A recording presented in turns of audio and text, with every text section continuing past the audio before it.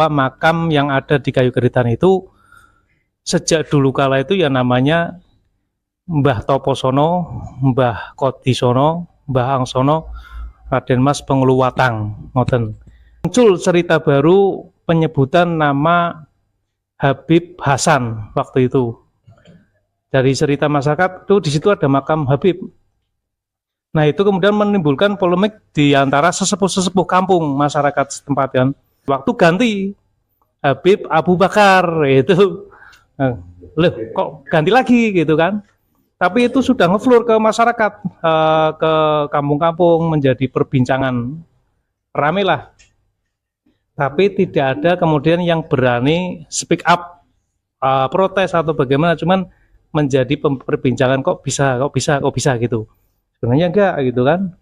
Dari kalangan ahli peziarah pun ya udah yang penting tetap kita untuk kaitannya dengan apa namanya kirim doa, tawasul dan sebagainya tetap ke Mbah Angsono dan sebagainya.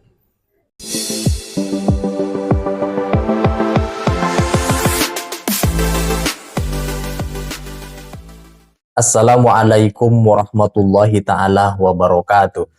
Kembali terjadi pembelokan sejarah makam leluhur Kayu Giritan, Karanganyar, Pekalongan dirubah ternyata menjadi bin Yahya alias dibaalawikan di belakang nama daripada leluhur di sana yang ada di batu-batu nisannya. Padahal nama awalnya masyhur di kalangan masyarakat dan peziarah adalah Mbah Toposono, Mbah Kodisono, Mbah Angsono, Raden Mas Pengluwatang. Tetapi seiring berjalannya waktu karena terjadi pembangunan besar-besaran, maka nama tersebut dirubah menjadi Habib Hasan katanya. Dari nama Habib Hasan ternyata tidak disepakati oleh orang yang kemudian merubah nama tersebut. Akhirnya diganti lagi namanya menjadi Habib Abu Bakar. Perubahan nama itu diceritakan terjadi pada saat COVID-19 sekitar 3 tahunan. Batu nisan makam dirubah, diembel-embeli nama Habib di belakangnya.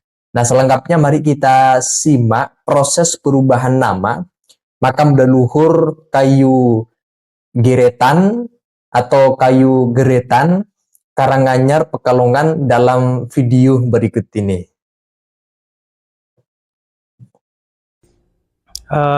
Mengetahui bahwa makam yang ada di Kayu Geritan itu sejak dulu kala itu ya namanya Mbah Toposono, Mbah Kodisono, Mbah Angsono, Raden Mas Pengluwatang. Ngoten.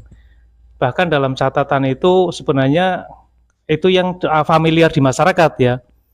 Sebenarnya itu penyebutannya Pangeran Toposono, Pangeran Kadisono, Pangeran Angsono, kemudian Raden Mas Pengluwatang. Kemudian seiring berjalan waktu pada periodisasi Bukom ya, Bupati niku terjadi pembangunan besar-besaran, kemudian terbangunlah apa yang sudah terbangun seperti yang kita saksikan sekarang. Pada masa itu kemudian muncul cerita baru penyebutan nama Habib Hasan waktu itu. Dari cerita masyarakat itu di situ ada makam Habib. Nah itu kemudian menimbulkan polemik di antara sesepuh-sesepuh kampung masyarakat setempat kan. Kok bisa-bisanya tiba-tiba ada makam, ada penyebutan Habib gitu, Habib Hasan waktu pertama. Kemudian seiring berjalannya waktu ganti Habib Abu Bakar itu, loh kok ganti lagi gitu kan? Tapi itu sudah ngeflur ke masyarakat, ke kampung-kampung menjadi perbincangan rame lah. Tapi tidak ada kemudian yang berani speak up, protes atau bagaimana, cuman menjadi perbincangan kok bisa gitu. Sebenarnya enggak gitu kan. Dari kalangan ahli peziarah pun seperti kami ini ya udah yang penting tetap kita untuk kaitannya dengan apa namanya kirim doa, tawasul dan sebagainya tetap ke Mbah Angsono dan sebagainya. Tetapi kok ternyata pada tahun-tahun berikutnya Nah, ini kemudian muncul pemasangan papan nama Habib Abu Bakar. Pintu masuknya nyun sewu itu ke salah satu, barangkali bisa disebut apa, Muibin ya, sekarang sebutnya Muibin. Pintu masuknya ke situ satu orang saja. Nah, karena kebetulan di situ sedikit punya pengaruh, akhirnya papan itu berdiri tanpa kemudian sepengetahuan atau persetujuan masyarakat sesepuh ya, masyarakat sesepuh, kemudian juga Pak Kepala Desa juga tidak tahu dan tidak ada izin ke kelurahan. Itu akhirnya ini terkuak menjadi seperti ini. Kemudian terkait dengan apa namanya tutur tinular tersebut, memang saya pribadi itu basic suka ziarah gitu, suka ziarah. Jadi kemudian tidak terlalu mengamati waktu itu tipologi nisan, maesan nisan seperti apa, ukir-ukirnya seperti apa, tahunnya berapa, tidak begitu mendalami. Akan tetapi cerita-cerita yang apa namanya sering dipaparkan oleh sesepuh bahwa Kayu Geritan itu termasuk desa tua, kelurahan-kelurahan yang tua, tanah-tanah yang tua, ditandakan dengan salah satunya adalah adanya makam Pangeran Teposono tersebut. Pangeran Teposono itu ketika kemudian kemarin-kemarin kita menelisik, kemudian melihat tipologi nisan, kemudian kami diskusikan kebetulan dengan Pak Hadi dari Ngelangkap, kebetulan beliau sedikit paham tentang maesan-maesan nisan.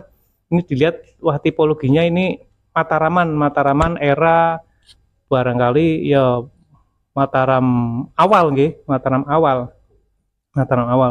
Kemudian itu di nisan yang pertama di Pangeran Teposono. Jadi makamnya kan ada 4, yang pokok utama di Jungkup utama itu 4. Yang dari sebelah barat itu Pangeran Teposono, kemudian Kadisono, kemudian yang ketiga itu Angsono, kemudian yang keempat Raden Mas Pengluwatang. Itu yang tipologi nisan di Mbah Kadisono itu ada apa, maesan tombak seperti tombak itu Mataram. Jadi jelas itu Mataram. Jadi sesepuh itu ketika ada pemberian nama baru itu sebenarnya tidak setuju, tapi karena seperti yang tadi Kang Mesun bilang, songko takdimi wis hormat, wis sapa sing apa di sanjangke oleh beliaunya, kita iyakan. Meskipun dalam praktek ketika kita tahlilan dan sebagainya itu masyarakat masih tetap menggunakan yaitu ilah haduratinya khususnya tetap Mbah Toposono itu. Dan jarang sekali sesepuh yang ada di Kayu Geritan itu ketika mimpin tahlil, yasin dan sebagainya menyebut Habib itu tidak. Jadi masih tetap berpegang pada Toposono. Ini kaitannya dengan pembelajaran kepada generasi muda yang itu, oh berarti kan sudah tidak asing ketika sudah terdengar nama-nama tersebut. Nah, akhirnya yang menjadi persoalan itu orang-orang peziarah yang dari luar daerah, Pak, yang dari luar daerah ketika melihat papan nama tersebut otomatis kan, oh berarti ini makam Habib gitu kan. Jadi ketika tawasul penyebutan ya makam Habib. Nah, tapi ya itu kita tidak bisa mencoba untuk mengubah bagaimana caranya ini. Ini kekuatan kita yang kita hadapi ini waktu itu adalah kekuatan yang sangat besar. Jadi tidak mungkin kemudian frontal berhadapan-hadapan. Dari masyarakat itu seperti yang waktu itu pemuda-pemuda itu nunggunya iki kapan jebluki itu nunggu. Jadi ini tuh sebenarnya momentum. Ya momentum ketika kemudian ada pembahasan tesis Kiai Imad dan sebagainya sampai sekarang, proses perjuangannya Gus Abbas dan lain sebagainya, kami pribadi ngamati itu 2 tahun dan saya pribadi tidak pernah speak up masalah ini, tidak pernah berbicara masalah nasab, masalah itu, cuma ngamati di media-media sosial, di YouTube, yes pokoknya nge-like saja nggak berani, Pak. Jadi cuma melihat, nonton, nggak komentar, nggak nge-like. Kita pengen cari dulu ini fenomena apa gitu kan. Tapi tetap untuk saya pribadi saya sambungkan dengan kejadian yang ada di Kayu Geritan. Ini kenapa kemudian berubah nama Habib itu. Nah, saya pribadi ketika mulai tertarik, sangat tertarik ketika dari Mataram waktu itu Raden Sudibyo men-speak up masalah KRT Sumodiningrat waktu di UIN Sarbida itu kalau nggak salah ya. Itu serat kekancingan Keraton Yogyakarta dan Surakarta ini runtuh gara-gara KRT Sumodiningrat menjadi Habib itu. Udah mulai dari situ saya sadar itu. Wah, ini jangan yang terjadi di makam Pangeran Teposono ini. Seperti itu. Kalau kemarin pidatonya Gus Yahya itu menyebutnya instrumen. Instrumen itu sudah dipersiapkan sedemikian rupa, mulai dari perubahan nama leluhur, nama makam diganti. Iya, download bukunya banyak sekali sejarah-sejarah bangsa. Pangeran Diponegoro yang luar biasa menjadi rebutan marga masing-masing seperti itu. Nah, itu kan tertarik. Nah, kenapa kamu kemudian kami pribadi tidak yakin di Kayu Geritan itu tidak ada makam Habib? Karena ketika kemudian mendengar bahwa proses kedatangan klan dari Yaman itu periodisasi setelah perang Diponegoro. Nah, teman-teman, setelah kita menyimak video yang barusan kita saksikan bareng-bareng, timbul kemudian dalam benak saya, jangan-jangan makam-makam leluhur ulama Nusantara yang tersebar di berbagai daerah itu pelan-pelan sudah juga banyak diba'lawikan. Hanya saja ada sebagian barangkali yang takut untuk memberitakan seperti yang barusan kita simak bareng-bareng. Atau kemudian ada penutupan sehingga orang-orang yang mengurusi makam-makam leluhur itu tidak diberikan akses untuk banyak berbicara mengenai tentang perubahan nama. Bisa jadi seperti itu. Oleh karena itu ya saatnya kita sebagai warga pribumi Indonesia untuk melindungi sejarah makam leluhur ulama Nusantara yang luar biasa, jasa dan perjuangannya, kiprahnya di tengah-tengah masyarakat, di masing-masing kita, di berbagai daerah. Nah, itu saja teman-teman, kalau ada yang ingin disampaikan terkait dengan video yang barusan kita simak terkait dengan ya pembelokan nama makam leluhur ulama Nusantara, silakan kalau punya pendapat tulis pendapat kalian di kolom komentar. Sekian dari saya. Wassalamualaikum warahmatullahi wabarakatuh.